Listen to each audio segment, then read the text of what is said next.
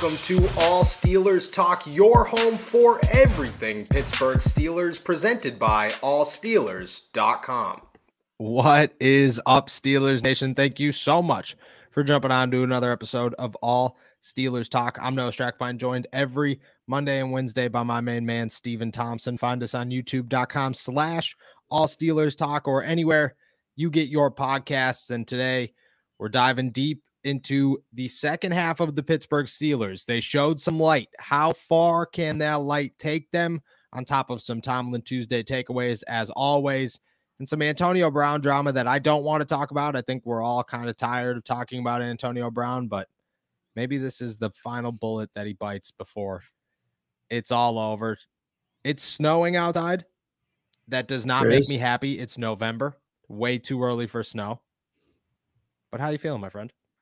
Feeling good. Not particularly a fan of this snow either. As someone who, every time I go into the Steelers facility or when I go to cover Pitt or whatever, I have to either walk or bike to the facility. So snow is not my best friend. Snow and rain, precipitation of any kind, really not. Yeah. But I don't know. It didn't start really snowing until after I got home today, so can't really complain. No, it's it looks bad right now. I haven't left the office in a minute, but it looks like it's definitely starting to pick up to the point where it's at least covering some of the yard that I can see. I hate snow. Like, I like snow like the first time, but if it snowed for the first time on Christmas Eve as I was walking to my car at like 3 a.m. after the Raiders game, a Steelers victory, I'd be so excited. I'd be like, wow, this is perfect. Any other time? No, I don't want any snow. I don't even want to think about snow. It just makes me so angry. So snow's nice, especially in Pittsburgh. Yeah, snow's nice when you don't have to go anywhere. Yeah, exactly. But we have to go somewhere all the time, I feel like. Yeah. I feel like we never not get to go anywhere. When was the last time you didn't go somewhere in a whole day? Yeah, exactly. Like it's like never. It doesn't happen. It doesn't happen. Yeah. I couldn't. It's been months since I've stayed in my home for an entire day. It just nah. I don't even know what that's like. So we have to go, and it's snowing, and I bet you I get a phone call in an hour. Hey, will you come pick me up from work? Because it's snowing everywhere, and people in Pittsburgh don't know how to drive. People everywhere don't know how to drive the first snowfall. So I got to go navigate through the torture, and then I got to go to the gym. It's just it makes me mad. But anyways, what will make me laugh and smile once again is this is my favorite clip possibly of all time. I get a lot of stuff, especially from, Caboli. Mark Caboli busts me all the time about how I trimmed Kenny Pickett getting mad at a reporter after a game one time, and I put it on YouTube. This tops the cake. It took me 0 seconds to trim this and put this on YouTube because I knew everybody needed to see this. This is how Mike Tomlin's press conference started today. And I don't know who asked this. I've asked around. They didn't know who the guy was in the room. I don't really know even what else to say. Just this is how this started. I think I know what this is. Coach, you mentioned the Bengals' ability to bring pressure, especially on the pass rush. Your Achilles' heels has been the pass blocking on Kenny. Can cost multiple sacks over the last couple of weeks. Thank you for being so descriptive of that. Yeah, getting the hell beat out of them. Is it possible to correct technique on pass blocking throughout in the middle of the season? Certainly. We're continually sharpening our sword and developing skills relative to our positions at all positions, whether it's the collective or whether it's individual people that have things that creep up in their game. That's why we work every day. The skill development component of practice is a significant one. That's why we don't go straight to group work, even at this juncture of the season. The skill development is significant. Mike, the run game's been very productive the last 2 weeks, and it seems like each week everybody keeps giving more and more credit to the. So before we keep going, it gets better. Okay, so it gets better. Here. Very productive the last 2 weeks, and it seems like each week everybody keeps giving more and more credit to the offensive line. How have you seen them evolve as we've gone forward? I'm gonna keep dumping on them like my buddy back there. We just gonna keep our head down and keep working. Oh, I loved every second of it. First off, look at me and you both went to school for journalism. I've sat through a lot of classes about people telling me how and how not to interact for the rest of my life. Never in any class that I've ever taken has somebody said, yeah, you should definitely address the head coach of a football team and saying, yeah, that guy's getting the hell beat out of him. What are we doing? I don't know. This guy will never be back. So we could say whatever we want, but that was it made me laugh. It made me laugh so hard. Yeah, I mean, look, I don't think he was completely off base. Like, Kenny's taken some hits this year, but man, what a way to phrase that. What a way to phrase that. It was, and again, like, yeah, he's not even wrong. It's just, but he's just so aggressive with it. Right. Just right from the jump. Everybody knows. So everybody knows you've been to a Tuesday. You've been to a lot of Steelers things. Jerry Dulac asks the first question. That's just what happens. You know, you all just sit there and you let Jerry get the first one out of the way, and then you go from there. This guy was just like, oh, hell no, my man. You can tell he's never been there before, ever. You know, I respect that a little bit, like a little bit of, you know, I don't care who you are. Like, you know, I like the Jerry thing is definitely a seniority thing. Like I know how that works, but like I respect it a little bit. This guy having the confidence to come in and say, no, this is my press conference. I'm asking the questions. But the way he asked his question, I think was the execution maybe could have been aggressive. And it could have been like he could have like the first part of it's whatever, you know, like even calling him the Achilles heel for two things. One, like it's not the offensive line's fault totally. Like Kenny's definitely taken some heat this season, no doubt, but Kenny holds the ball a very long time, a lot of the time, and runs himself into bad pockets quite a bit, you know, which is fine because he's a rookie quarterback and he has no idea what's going on around him. There's a million things moving way faster than he could process any of it. That's okay. But like nobody's been sitting around all season going, man, they are getting him killed back there. Like now against Philly, that was the thought. So to come in here and be like, hey, the worst part of your offense is your offensive line. I'd be like, all right, that's a little aggressive because that seems like a talking point that's kind of sorry, I cut you off, but that's that seems like a talking point that's stuck in training camp, you know, stuck in August. Yeah. Like I don't know one person who I've talked to hasn't been like, yeah, I expected this offensive line to be horrendous, and they have not been horrendous. Like they've been pretty good like through the season. Like for all the offensive line is way, way, way down like my list of concerns. Yeah, 100%. It's been way better. It's been so good that like when people address it to me, I kind of ignore it. And I'm just like, I'm not going to answer the question because you aren't watching it closely enough to realize that they're actually playing well. Like they're not great. They're not perfect. They're not a top 5 offensive line, but like there are a lot worse issues on the Pittsburgh Steelers right now than their offenve line.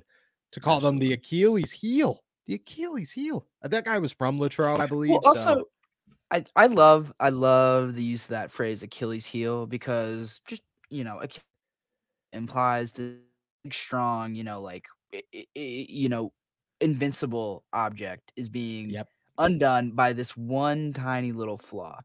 And that is not the Pittsburgh Steelers in the slightest. Like that's just a funny phrase to use in that, like, oh yeah, this was last year. The one thing holding the Steelers back has been the offensive line play this year. I know, and you don't even think about that in the moment. Like that doesn't even. But like, yeah, to break it down that simply is just like it's so. You're telling me that that's worse than TJ Watt going down, or Minka Fitzpatrick's last second appendix bursting, or you know, switching quarterbacks in week 4, the worst offensive coordinator in football, your star running back not being able to do anything whatsoever, your, you know, drop issues, George Pickens being non-existent. You're telling me all those things, it comes down to the offensive line, letting Kenny Pickett get hit, 5 times, I think, in his career. It was a bad question. It was a good one, though. I was very excited to share that one with the world because it's just, you know, sometimes good journalists just gets tossed to the wayside. You know, you don't get to highlight these moments from the random guy that shows up on a Tuesday. It was a great Tuesday to be there too, by the way. I wish everybody was there so that they could. I thought you were going to show I saw someone ask if Mitch Trubisky is going to become the new Taysom Hill. The Taysom Hill. Yeah. I love that. Yeah, that's because he was being Taysom Hill last year. Did you see that? So I Yeah, just did a live Q&A, and somebody brought up some blog that has been pretty much just lying all over the internet. Like, it's bad actually, and I've advised them not to go there anymore. But like Mitch was Taysom Hill last week, so now it's going to be stuck in everybody's head. Well, should they run two quarterback sets? He has a week's experience with it. Why not? You know. No, I thought but I loved Tomlin's answer, because he was like, well, because we have Pat Freiermuth, and why we don't need a Taysom Hill. Like, they have a Taysom Hill because because they don't have a tight end. We have a tight end. We have 2 of them, 3 of them actually, that are very capable, instead of the guy that we're going to toss in there with 1 week's practice to go play tight end. Yeah. There's but I don't think that was like a, necessary serious question. I think at that point it was almost along the lines of Minkah Fitzpatrick just being a grumpy human being, which we've all come to learn, I guess, in the last 48 hours. All right, there are a couple of takeaways from Tomlin Tuesday. Obviously, the injuries are big ones. Najee Harris has some knee discomfort. He's still likely to play, but something to monitor throughout the week. Kevin Dotson has a hip injury. His participation will be the Steelers' guide. That usually doesn't leave the door super open for them to play on Sunday, but we'll see what happened. And then Matthew Wright will kick against the Bengals. He's stuck with the Steelers for at least 3 weeks.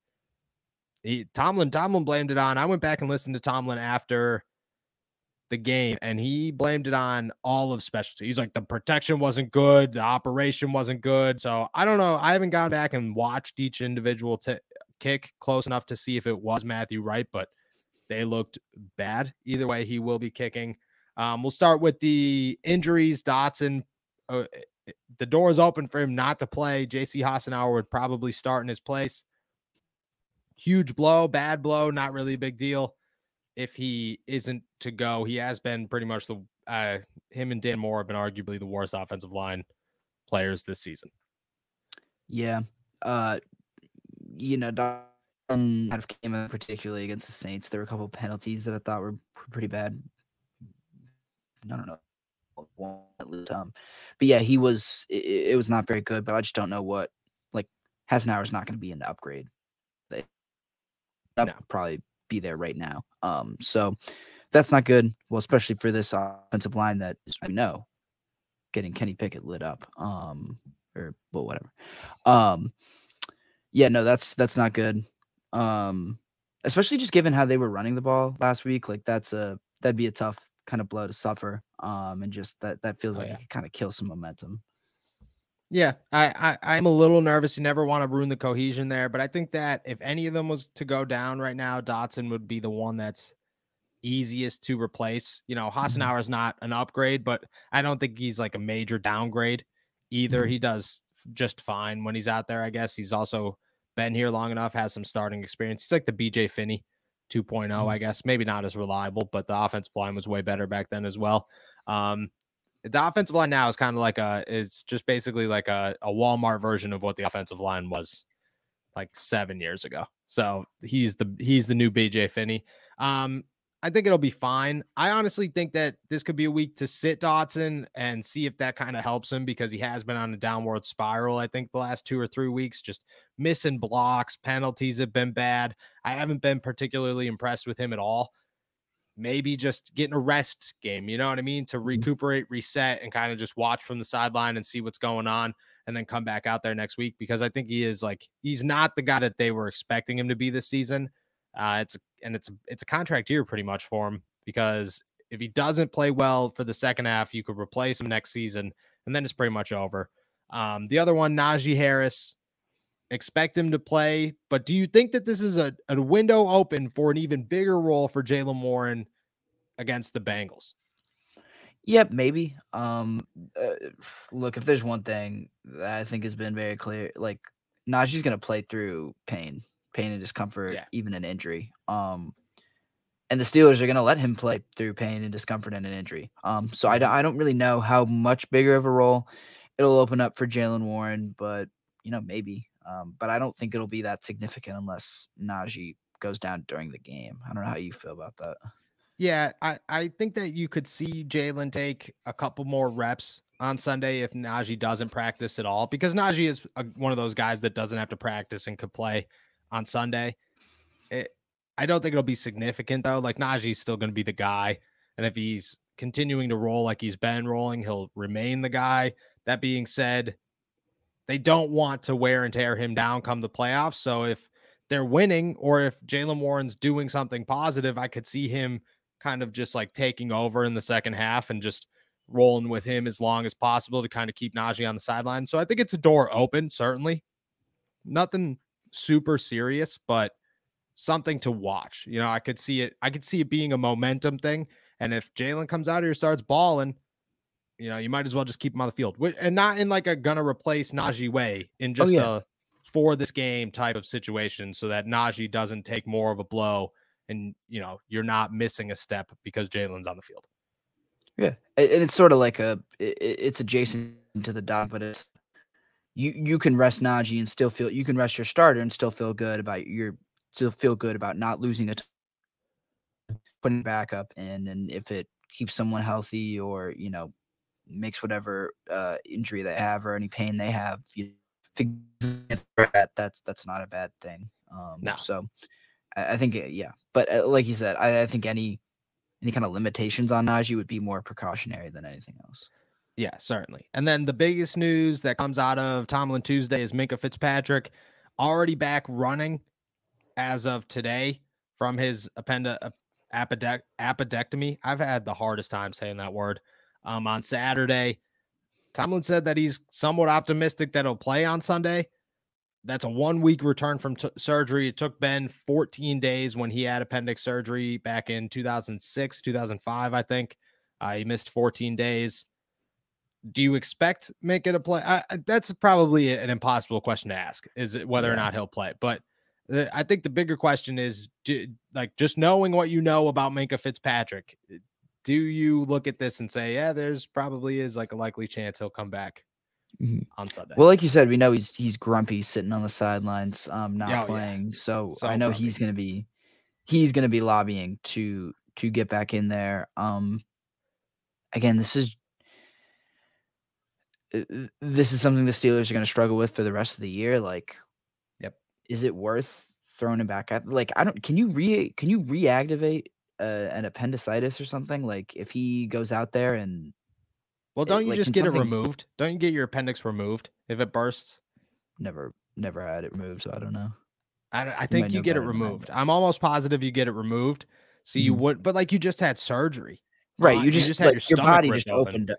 Yeah, you just had your body opened up. So, like, are we gonna is Minkah gonna play? And like, we're gonna see?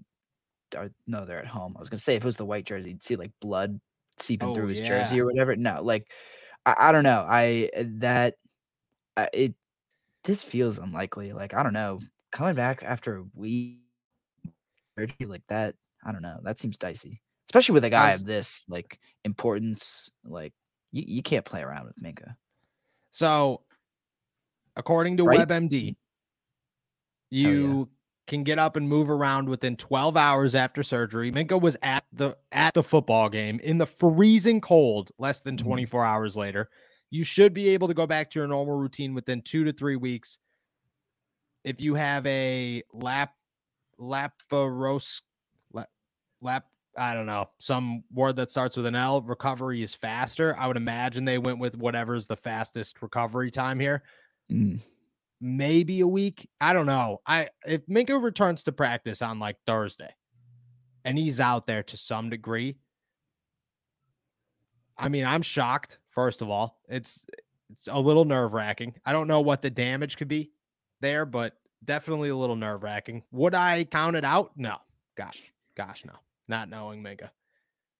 The other thing is, like, do you need him? Like, I know, like, you need exactly. him. Do you need, like, with KZ back, and like, considering how well you played last week, I know Joe Burrow and Jamar Chase are a little bit better than Chris Olave and Andy Dalton, but like, still, I think they could survive just fine without him, quite honestly. Like, I think they will be just okay if he doesn't play.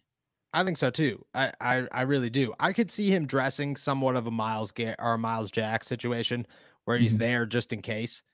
But I don't know.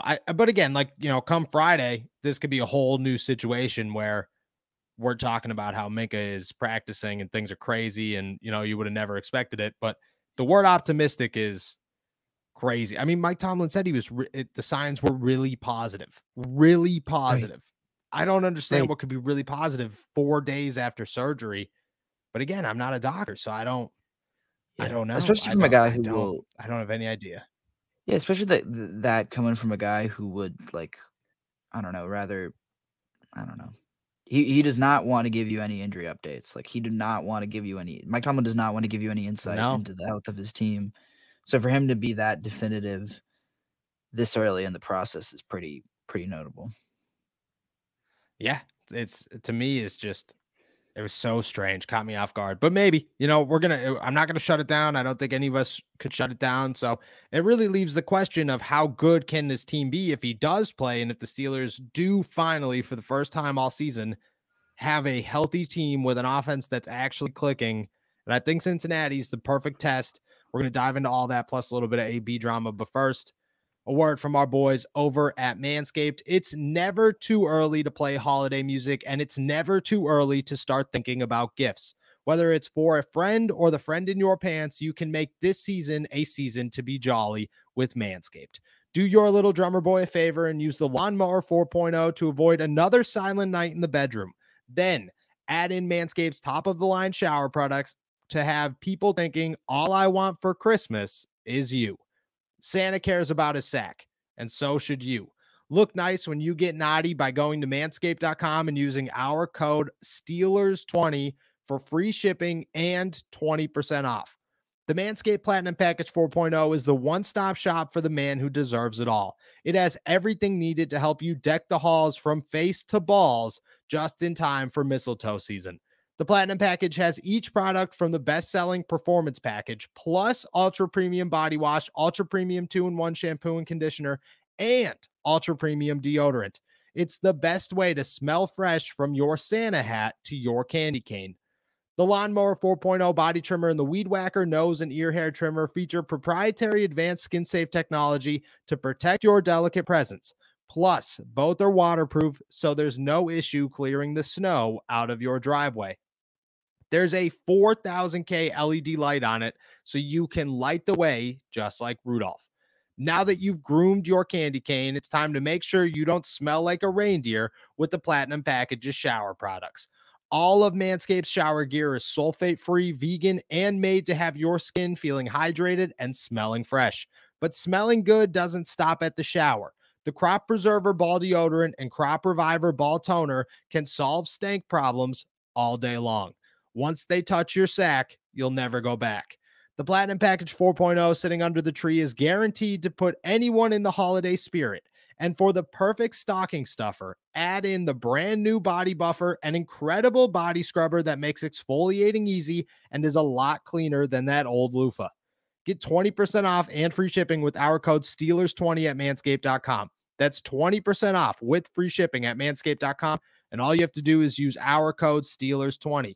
Manscaped, get your jingle balls ready for the holidays. So the Steelers return home again.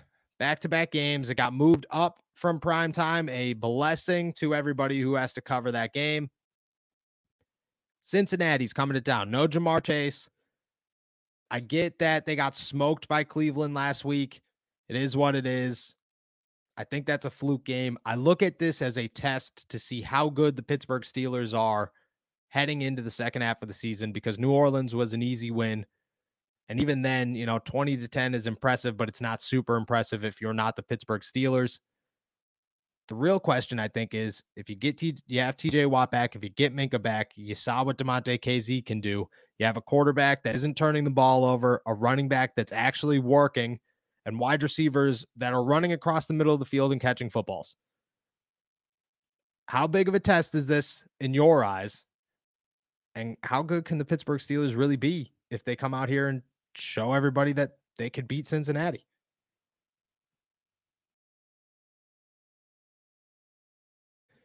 You're muted.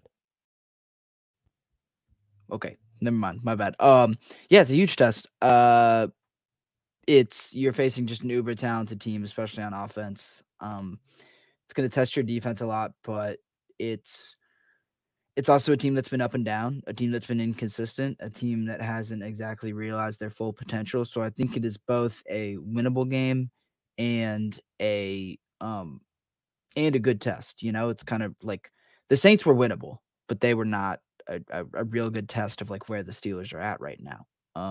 This is a team that's really competing for something bigger, and is in position to like make the playoffs and things of that nature. So, um, I mean, yeah, it's a big test, and I think one that they're certainly capable of passing, if for no other reason than they've already done it. Like we saw them do this week 1.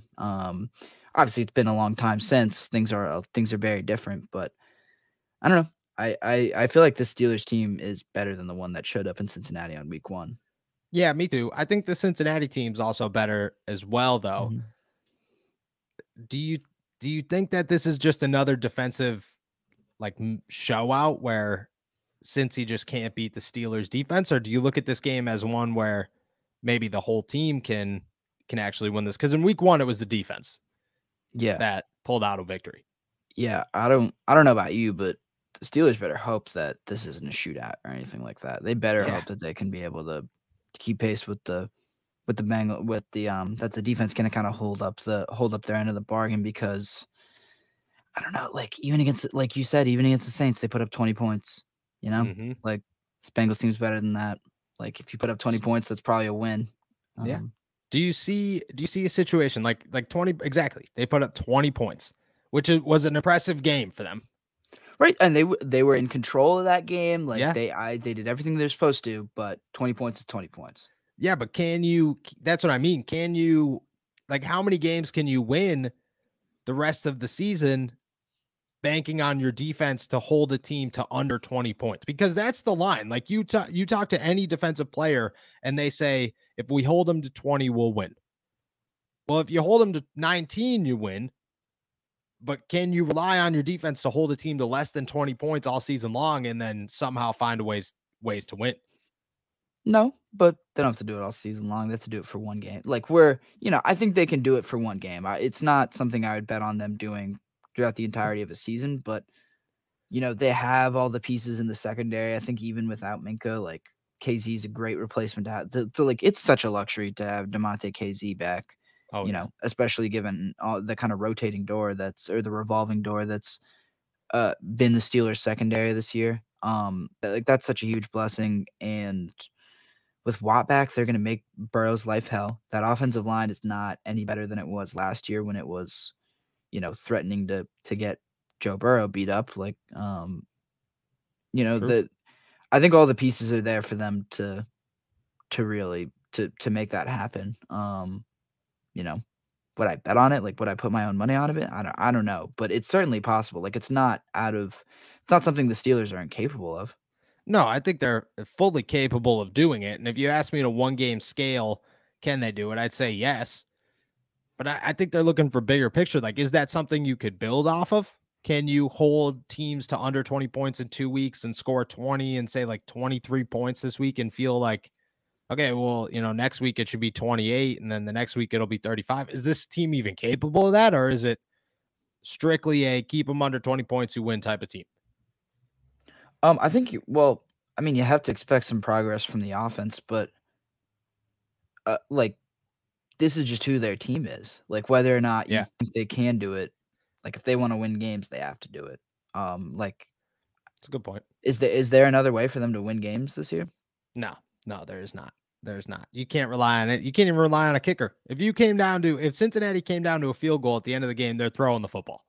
Right. Like if Cincinnati was played today and it was 20-20 with 7 seconds left and you're on the 30-yard line, you're throwing the football most likely because you can't trust Matthew Wright as of this point. So no, I agree with you. That's a good point. Like it is who they are. You got to deal with that and you got to keep it moving. I don't know. Like I wish I had an answer to kind of say like, oh, well, they could progress off of this. They could get better here. They could get better there. I think honestly, if we're being 100% honest, the best thing they could do this season is find the running game, protect the running game, and win games 20-10 where the time of possession is so lopsided that the other team doesn't even have an opportunity to score 25 points. because they only have the ball for like 20 minutes a game, 30 minutes a game, and then you keep the defense fresh. I think that's the best opportunity for the Pittsburgh Steelers. But even then, we've only seen a 1-game sample size of that working. So you're right. We only do get one opportunity. I don't know. But this game, if I was going this game, a 1-game sample size, I'd say yes. I'd put my money on them being able to hold Cincy just like they did New Orleans. Yeah. All right. Final thing I want to talk about, and I hate talking about Antonio Brown. Like, I dread it these days, especially now that we've talked about Tom Brady twice on this podcast in 2 weeks. That's too many times. People are going to get upset. I just, there's nothing about Antonio Brown that excites me or makes me feel good about a person anymore. But he went off again, and I think we got to talk about it. So this is what I don't know where he tweeted or did whatever to this. But he was on Instagram. It was on Instagram. So he put out this text message from Tom Snapchat, Brady. Sorry, that's Snapchat. Oh, That's Snapchat. Completely irrelevant. Snapchat. From Tom Brady a year and a half ago. Like, it's not even anywhere near recent, a year and a half ago. And I don't know if he's just trying to make Tom Brady look like an idiot or if he just hasn't gotten enough like attention in the last couple of days. I couldn't tell you, but this is what this says because I know it's tiny. You are demonstrating. This is from Tom Brady to Antonio Brown, sent May 10th, 2021 at just about 1:00 in the afternoon, which is a respectable time to text somebody something like this instead of doing it at 11:00 at night. You are demonstrating very poor decisions and poor communication to so many people who have gone above and beyond to help you. You are acting selfish, and unfortunately, many of those people are exhausted by the erratic and unpredictable emotional behavior. When I met you, you were humble, willing to learn, and anxious to improve things in your life. In a short period of time, you have done those things and accomplished some great things, and very much on the path to success long term. Unfortunately, you have reverted very much back to a young, immature man that is selfish, self-serving, irrational, and irresponsible. I, for one, am disappointed in many behaviors over the past few months. You have seemed to have lost the humility and that APG. I don't know what that means. You have gone from hanging around good quality people that had genuine interest in seeing you succeed to seeing others whose lives are erratic and out of control and leading you down a negative path. So maybe he was just self-admitting because everything that Tom Brady says is spot on in this text message. But this is just another one of Antonio Brown being Antonio Brown. And, I'd hate to say this. I really, really hate to say this, but I agree with Tom Brady. Yeah, that's big of you to admit. Yeah, I don't know, that little caption that whoever tweeted that off to the side, I think kind of hit the nail on the head. Like, it seems more likely to me that Antonio Brown was trying to embarrass Tom Brady, make him look like a bad guy, and it was just the complete opposite. Yeah. Like, it takes a lot to make Tom Brady look like the good guy in personal relationships right That's now. What I'm saying. And the fact that Antonio Brown was able to pull it off is just like it's pretty magical. But yeah, just and Brady. I think Brady hit the nail on the head too. Like, it's not like no one wanted Antonio Brown around. It's not like he's getting denied opportunities. It is like people keep gravitating towards these guys, and then he keeps pushing them away. Yep. Yeah, to go hang out with Kanye West. Right. He enjoys the attention for a little bit, and then just, nothing's ever good enough for him. It's never good enough for him. Just. And you feel for the people around him too, because there's some, Tom Brady's Tom Brady, but there are other people like Bruce Arians and a lot of people in the Bucs organization that wanted that to work out, just wanted AB to, find a stable spot to be in, and for this to be a healthy relationship and a productive relationship for everyone, and it just wasn't. Just was not. And it's a little sad to kind of watch. It's been sad for years, to the point where like it's not sad to me anymore. Like, at this point, it's what I've been through with Antonio Brown and just the media to player aspect. And I am a very short story compared to the many I have heard. It is exhausting.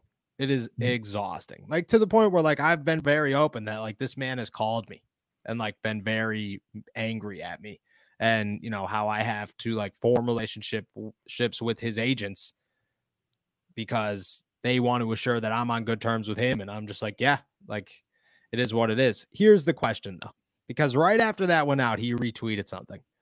I'm going to read these off. 7-time Pro Bowler, 5-time All-Pro, 4 of them first team, a 2020 Super Bowl champion, 2-time NFL receiving yards and receptions leader, a 1-time NFL receiving touchdown leader, the 2010 NFL All-Decade Team, and the 2010s NFL AP yards leader with 14,319. I try to be as it's football, and I think I hurt myself with an argument because when T.O. didn't get in the first time, I said that was ridiculous. I don't care what he did. He's the second greatest wide receiver of all time. Does Antonio Brown find himself in the Hall of Fame one day? That is the question. I don't think so. I mean, I think he screwed over too many people and been too much of an ass, quite frankly, to the people that could have like vouched for him and put him in position to be in the Hall. Do you think he'll be in the Hall? I don't know. I think it's how you look at it. Like if you look at it like you have to take the person into context when you decipher this, then I don't think he gets in because he's just, I mean, like you could look at him like, oh, he screwed over a bunch of people. You could also look at him like there was a sexual harassment or a sexual assault allegation against him that I don't know if even ever got solved, or all the people that he stole money from, or the fact that he threw lawn furniture at a child and a grandfather, like, you know, or a million other things. He beat up a truck driver, and, you know, he had the cops outside with his wife, and all those things, you know, just terrible, terrible, terrible things. And if you take all that into context, no, you know, he should not be in the Hall of Fame. But if you just look at it as the Pro Football Hall of Fame should be just what you did as a pro football player, then like it's undeniable he should be in the Hall of Fame.